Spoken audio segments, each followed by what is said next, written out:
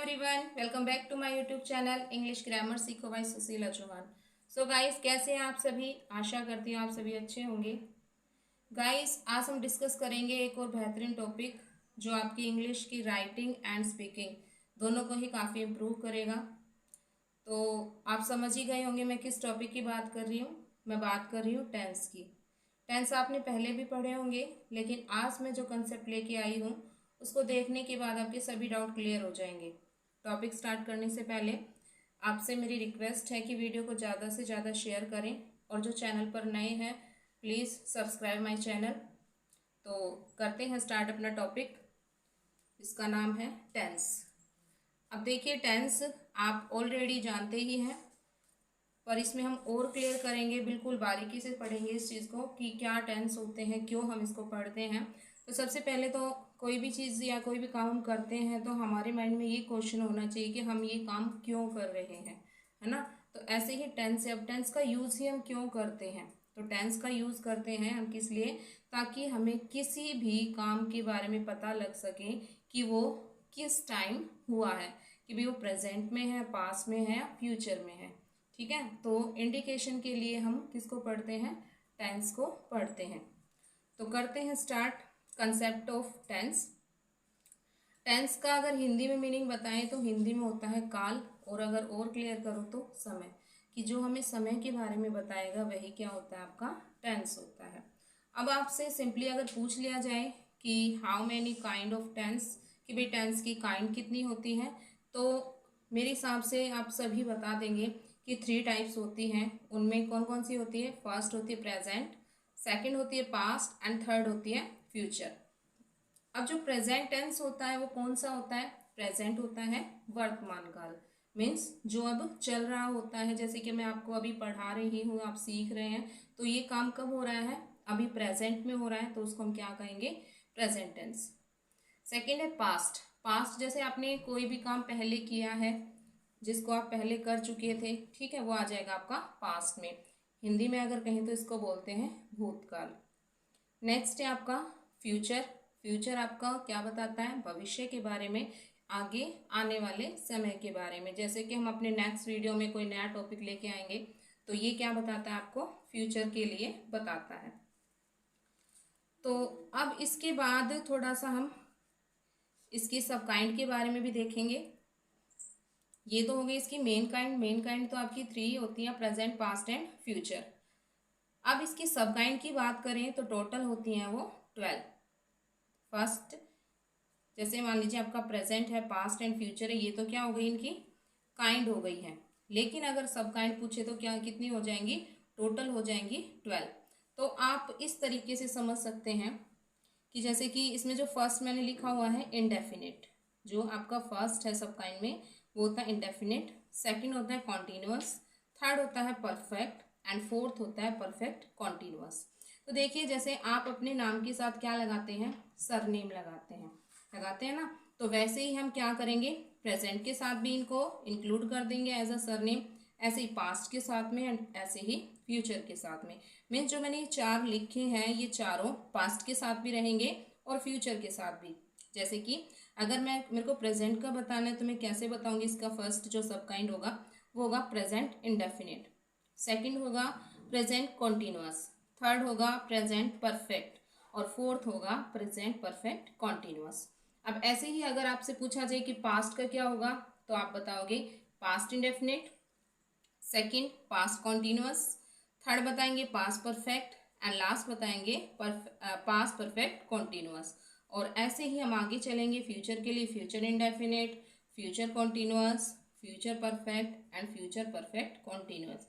ऐसे ये सारे मिला के कितने हो जाते हैं? 12 हो जाते हैं। ठीक है, तो ये है इनकी सब काइंड। अगर आपसे पूछा जाए कि मेन काइंड बताइए, तो मेन काइंड होती है आपकी 3, और अगर सब काइंड पूछ ले तो हो जाती है आपकी 12। तो ये थी सब काइंड।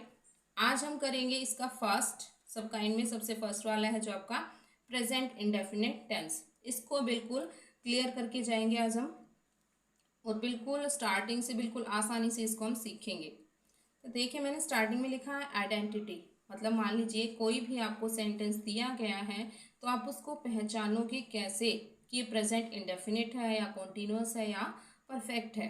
तो देखिए, सबसे पहले अगर बात करें प्रेजेंट इंडेफिनिट टेंस की, तो इसमें हमें अगर हिंदी में आपसे पूछ लिया जाए कि आप इसको कैसे पहचानोगे, तो उसकी पहचान होती है, लास्ट में आपको वर्ड मिलते हैं ता है, ती है, ते है। मीन्स ये वर्ड, जैसे कि आप जानते हैं प्रेजेंट, प्रेजेंट में क्या आता है, लास्ट में है, कि कोई भी जो काम हो रहा है उसके लास्ट में आपको है मिलेगा। और अगर आप चाहो तो इनको एज अ कीवर्ड भी याद रख सकते हो, कि जहां भी इंडेफिनिट आएगा वहां पे आपको ता वर्ड मिलेगा, ती वर्ड मिलेगा, ते मिलेगा। और अगर बात हो रही होगी प्रेजेंट की, तो उसके साथ में हम है लगा देंगे, ठीक है, हूं लगा देंगे। तो इस तरीके से हम इसकी पहचान कर सकते हैं। इसके बाद आता है स्ट्रक्चर। अब जो मैंने स्ट्रक्चर लिखा है वो किसी भी सिंपल सेंटेंस का हो सकता है, कि मान लीजिए आपसे पूछा जाए कि भाई कोई भी सेंटेंस बनाना है, सिंपल सेंटेंस बनाना है, उसका स्ट्रक्चर क्या रखें।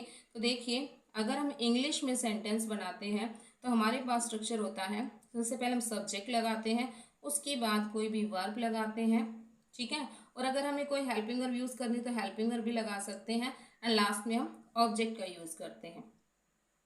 अब अगर हिंदी में इसको हम बताना चाहें, जैसे कि मान लीजिए मैंने हिंदी में लिखा है वह बाजार जाती है, तो इसमें जो वह है, वह क्या है यहाँ पे, सब्जेक्ट, ठीक है।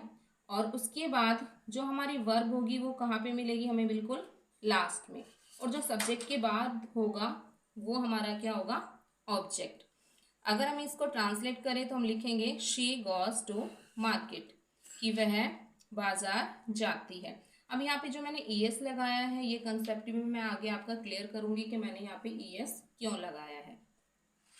तो चलिए, ये तो है कोई भी अगर सेंटेंस आपको बनाना है तो किस तरीके से बनाओगे, कि हमें सब्जेक्ट चाहिए होता है, वर्ब चाहिए होती है, और ऑब्जेक्ट भी चाहिए होता है, तभी हम क्या तैयार कर सकते हैं, एक स्ट्रक्चर तैयार कर सकते हैं, किसका, सेंटेंस का।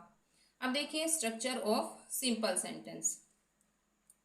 आपको यदि सिंपल सेंटेंस बनाना है तो उसके लिए आपको क्या स्ट्रक्चर चाहिए, तो उसके लिए आपको स्ट्रक्चर चाहिए, सबसे पहले आपको सब्जेक्ट, सब्जेक्ट के बाद V1 या वर्ब की फर्स्ट फॉर्म आप बोल सकते हो, या वर्ब की फर्स्ट फॉर्म के साथ में एस या ES, और फिर ऑब्जेक्ट। अब ये जो स्टार्टिंग में मैंने लिखा सब्जेक्ट, तो आप समझ ही गए होंगे, सब्जेक्ट मतलब करता होता है, काम को करने वाला होता है। वर्ब क्रिया होती है, मतलब सब्जेक्ट के द्वारा जो भी काम किया जा रहा है उसको बताने के लिए हम किसका यूज करेंगे, वर्ब का। और फिर जो भी काम कर रहा है सब्जेक्ट, उसका भार किसके ऊपर पड़ रहा है, तो वो हमें इंडिकेट करता है किसका, ऑब्जेक्ट का। अब यहाँ पे देखिए सब्जेक्ट और ऑब्जेक्ट तो आपका क्लियर है, पर यहाँ पे मैंने दो चीजें लिखी है, एक तो लिखा V1 और एक लिखा है V1 के साथ में S या ES। तो हम इसको कैसे समझेंगे, ये भी बिल्कुल सिंपल है। जैसे मान लीजिए हमें V1 के साथ में S या ES किन के साथ लगाना है, तो आप सब्जेक्ट जानते होगे, जैसे he, she, it, any singular noun. अगर इनमें से कोई भी सब्जेक्ट है तो आपको क्या करना है, वर्ब की फर्स्ट फॉर्म के साथ में S या ES लगाना पड़ेगा। और अगर आपको सब्जेक्ट दिए गए हैं आई, वी, यू, दे, यानी सिंगुलर नाउन, तो उसके साथ आप क्या लगाओगे, ओनली V1 आएगी। स्ट्रक्चर गाइस, अब हम जो मैंने आपको सिंपल सेंटेंस का स्ट्रक्चर बताया उसको समझ लेते हैं एग्जाम्पल के साथ में।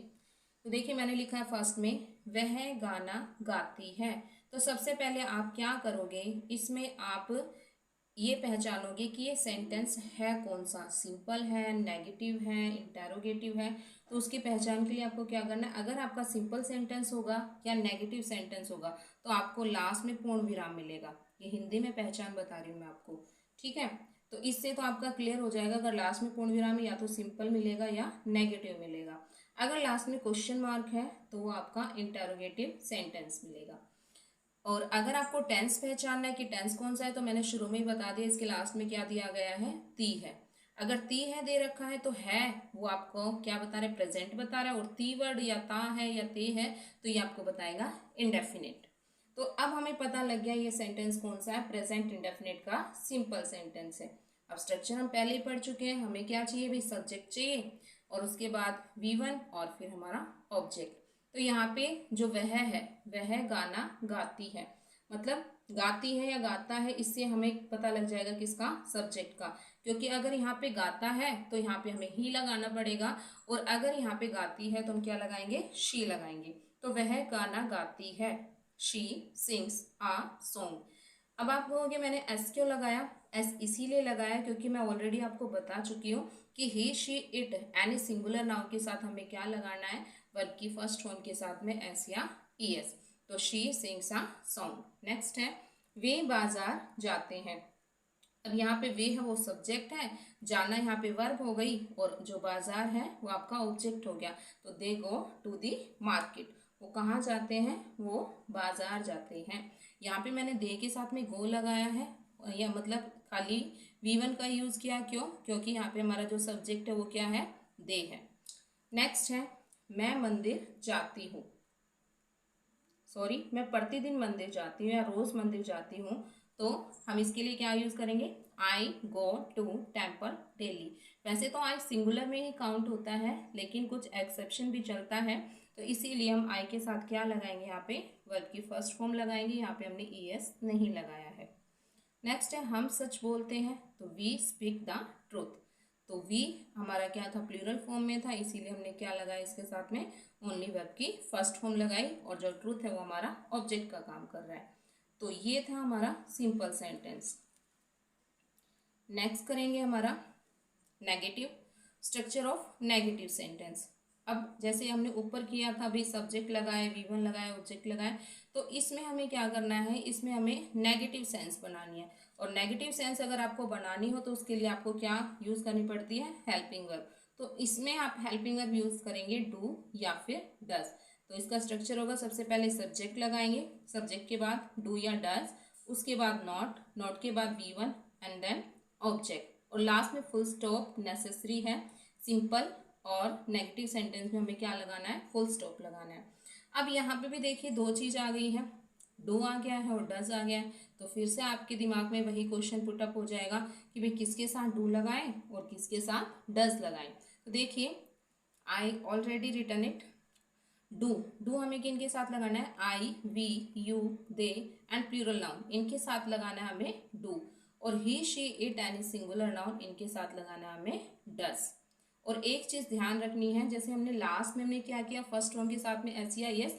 अब यहाँ पे ऐसा नहीं करना है, यहाँ पे हम ओनली वर्ब की फर्स्ट फॉर्म ही लगाएंगे, चाहे सिंगुलर सब्जेक्ट हो और चाहे प्लूरल सब्जेक्ट हो।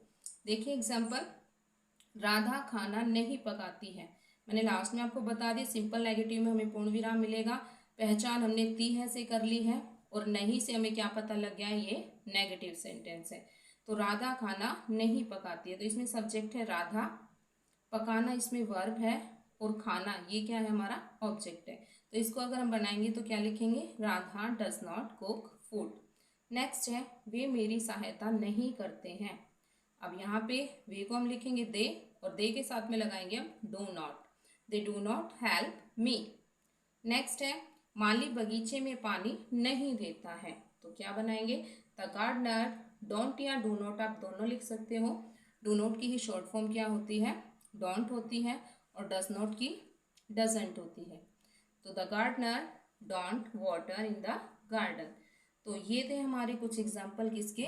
नेगेटिव सेंटेंस के। अब नेक्स्ट कर लेते हैं इंटेरोगेटिव सेंटेंसेस। तो स्ट्रक्चर भी बताऊंगी मैं इनका, इससे पहले हम समझ लेते हैं कि देयर आर टू सब काइंड।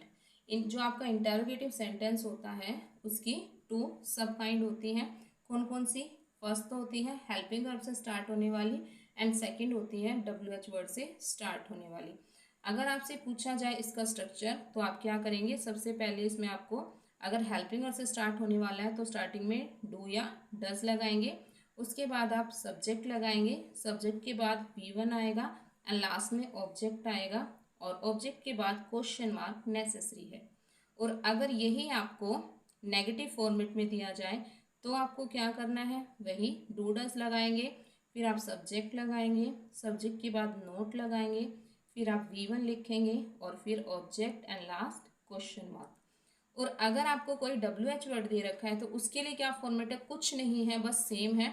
जो भी आपका फॉर्मेट मैंने ऊपर लिखा है ये सेम, इसी के आगे हम क्या लगा देंगे? WH वर्ड लगा देंगे। WH वर्ड आप जानते ही हैं कौन कौन से होते हैं, जैसे वट है, वेहर है, वाई है, हु है, होम है, विच है, ये सारे किस में आते हैं? आपके WH वर्ड में। तो अब देखिए मैंने लिखा है क्या मोहन किताब पढ़ता है?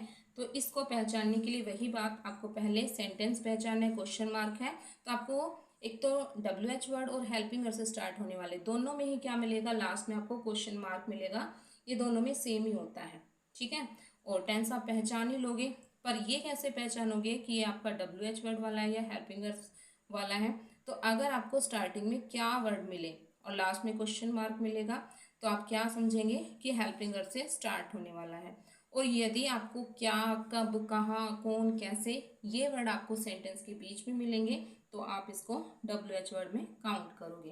तो देखिए, क्या मोहन किताब पढ़ता है, तो यहाँ पे डू मोहन रीड बुक, ठीक है।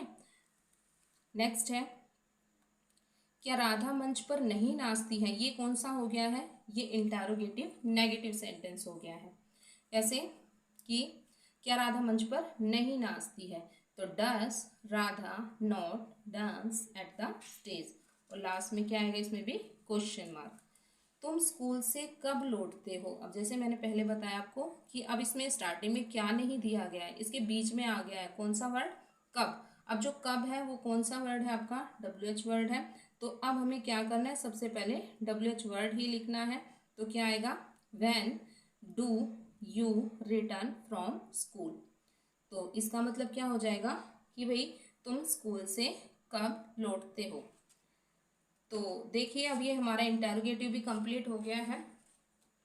सो गाइस, मैंने आज आपको टेंस का जो कंसेप्ट था बिल्कुल बारीकी से सिखाया है। आई होप सो आपको समझ आया होगा। वीडियो को ज़्यादा से ज़्यादा शेयर करें और कमेंट सेक्शन में कमेंट जरूर करें कि आपको मेरी वीडियो कैसी लगती है। Thanks for watching me, have a nice day.